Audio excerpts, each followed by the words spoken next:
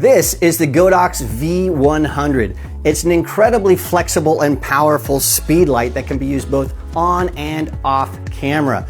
The great thing is when you add a flash to your photography, you're opening up whole new worlds of creative possibilities. If you're shooting on location, now you can balance that ambient light with the light from the flash to open up shadows and give yourself new possibilities. You can shoot in low light for event and wedding photography, and because you can take the V100 off the camera and control it remotely, you have total control in the studio.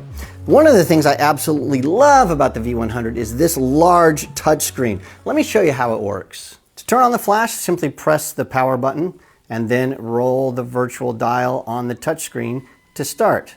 All of the different controls that you see can be changed simply by pressing and dragging on the screen to increase or decrease values, to turn modes from manual to TTL and back, change the zoom settings, and things like that.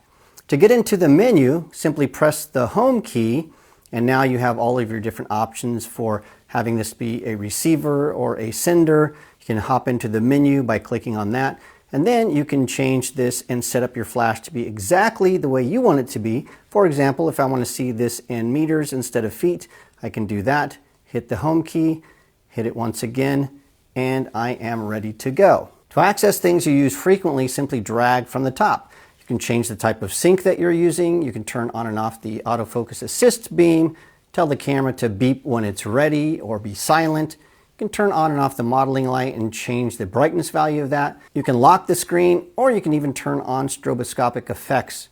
Then when you're done, simply drag back up. The most frequent things are here at the bottom, so you can change the mode from manual to TTL and back, change the zoom setting, and you can turn on or off the sub flash if you're using one. If you prefer a more analog interface, you can use this wheel and the set button. Simply press the set button twice, and then you can choose what you want to change. For example, I want to change the zoom here, so I'll press until that becomes an orange square, and then I can just roll this to change that setting and then set that value. Then I can go to the next thing I want to change, so let's change the TTL value here. So I'll push that so I get an orange border. I can increase or decrease that. It's up to you. You can use this interface, or you can simply drag this on the screen with your finger. If you're a wedding photographer, event photographer, or even looking to get started in the studio, well, the V100 is the perfect flash for you.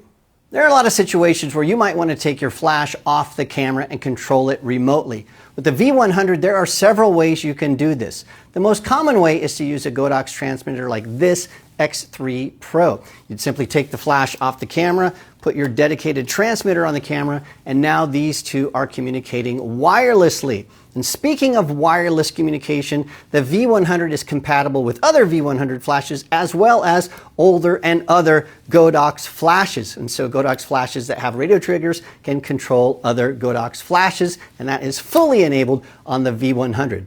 You can also have the V100 set up to be an optical trigger, so it will look to see if another flash fires, and if it does, then it will fire. So that means it's compatible with other brands of flashes and even old studio strobes and modern studio strobes. And if you really want to go old school, you can use a physical sync cable to connect your flash to the camera. Now, what I want to do in this demo is first show you how to set up the X3 Pro and all the menus and commands to turn on the different channels and those types of things in the flash and the transmitter. And then we are going to go old school, and I'm going to set this up as an optical trigger, and I'll show you how this can work with an old 25-year-old studio strobe. So let's start right now. First, let's set our V100 to be a receiver. We do that by hitting the home key and then pressing receiver. To choose a specific radio channel to use, we'll hit the home key and then tap wireless. Here we can choose from channel 1 all the way up to channel 32 to get a channel that nobody else is using. If you're in a location with lots of photographers and there are no open channels, you can also set an ID. You can think of an ID as a channel within a channel. Since I'm all alone, I'm just going to use channel 1 and leave my ID off. Now I'm going to click the home screen and then click receiver, and I'm set to go. You can assign one or more flashes to groups. For example, you might have group A be your key light and group B be two kicker lights, and then you might have the background lights on group C. To change those groups, simply press on the group letter and choose which group you'd like this flash to be a part of. Now let's set up our X3 Pro. We'll simply press and hold the power button and the X3 will power up. It's going to scan and find the flashes that are in receiver mode right now. To control a group, we can press the plus or minus button to change the exposure compensation, or you can tap on the group to get into more advanced controls. For example, we can change from TTL to manual mode. We can control the power output of that group. We can put that back into TTL. We can change the zoom of each of our flashes. Notice there's a little bar to the left. That means I can swipe over to get back to the previous menu.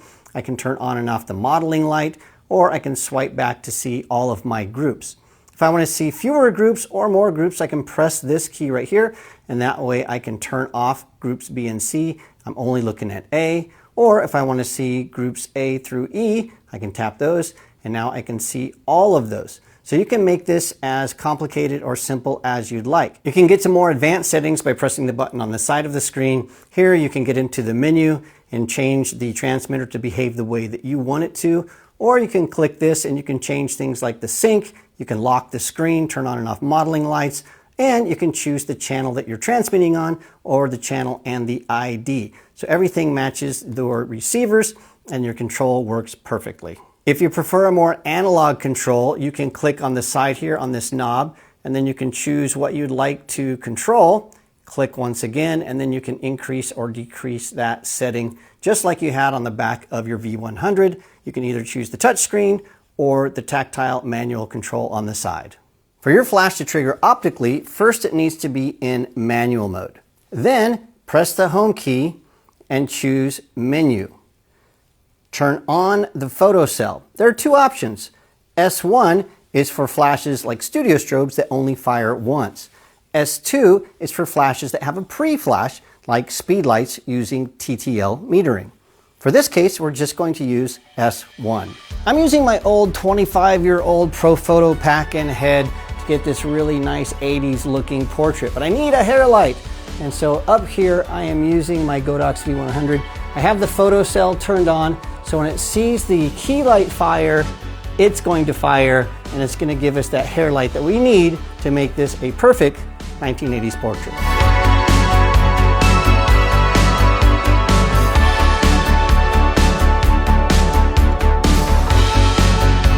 One of the things I love about the V100 is that it is powerful enough that I can bounce the flash off of walls and ceilings and all kinds of things to get interesting looks. And because the flash can be tilted and swiveled, I can just get it to be exactly where I want it to be. Now to illustrate this, I want to take a couple of different photos. The first photo, we're going to leave the flash in its default position straight over the camera lens.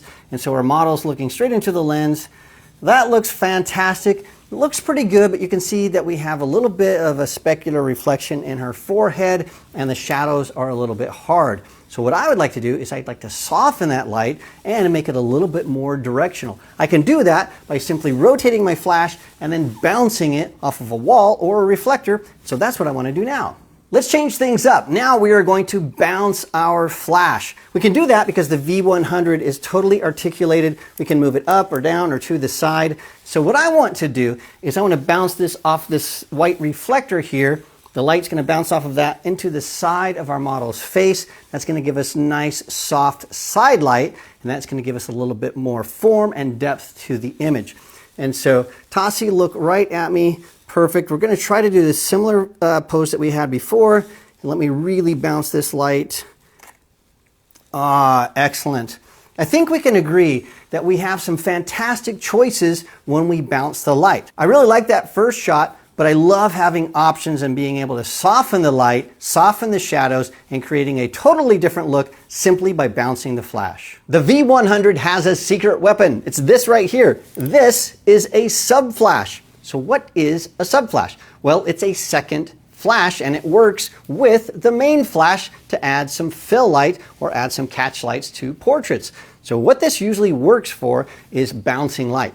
And so if you have your main flash pointed up or to the side, it's going to go and bounce off a ceiling or a wall. And sometimes we get nice directional light, but we're lacking those catch lights in the eyes. And so that's where the sub-flash comes in. So in this situation, I have my main flash where it's bouncing off a ceiling. That's going to give nice, soft, directional down light, but that might cause us to have no catch lights.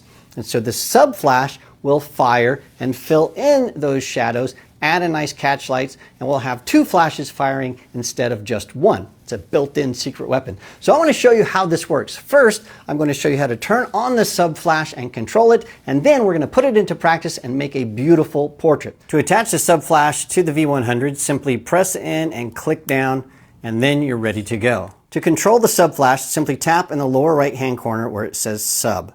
Now you can turn the sub flash on or off, and then you can also adjust the power by pressing the plus or minus, or simply dragging the power indicator to the left or to the right until the flash is at the power that you desire.